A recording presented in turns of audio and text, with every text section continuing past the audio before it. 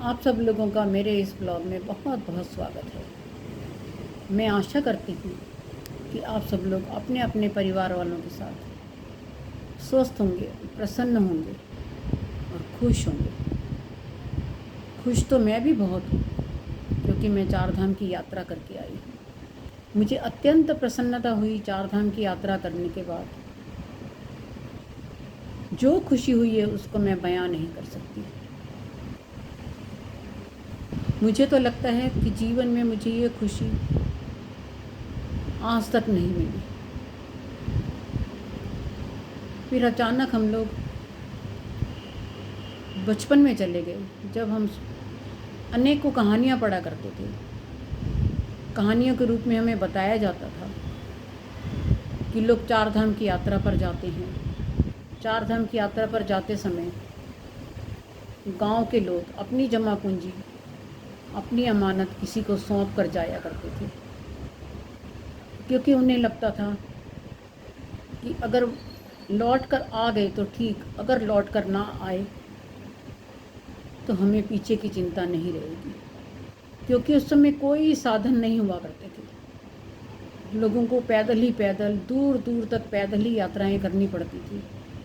आजकल तो खैर बहुत से साधन हैं और बहुत जल्दी यात्राएं हो जाती हैं। उस समय बरसों लग जाया करते थे यात्राओं को करने में। तो सोचिए उस समय वो लोग कितने प्रसन्न होते होंगे बिना साधन के यात्राएं करना, निकलना।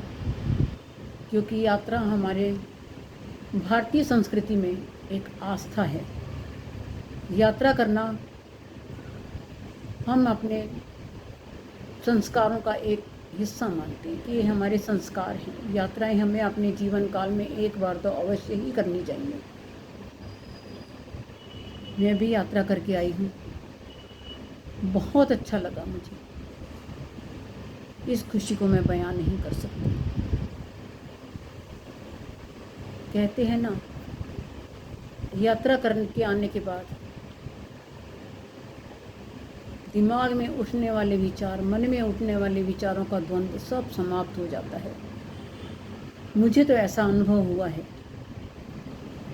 बहुत ही शांति मिल रही है मुझे, बहुत ही अच्छा लग रहा है।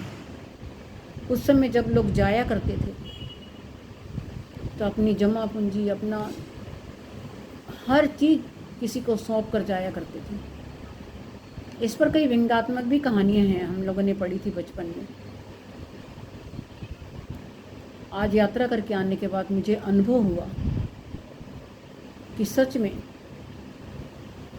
हर भारतीय को एक बार यात्राएं तो अवश्य करनी चाहिए अपने जीवन काल में।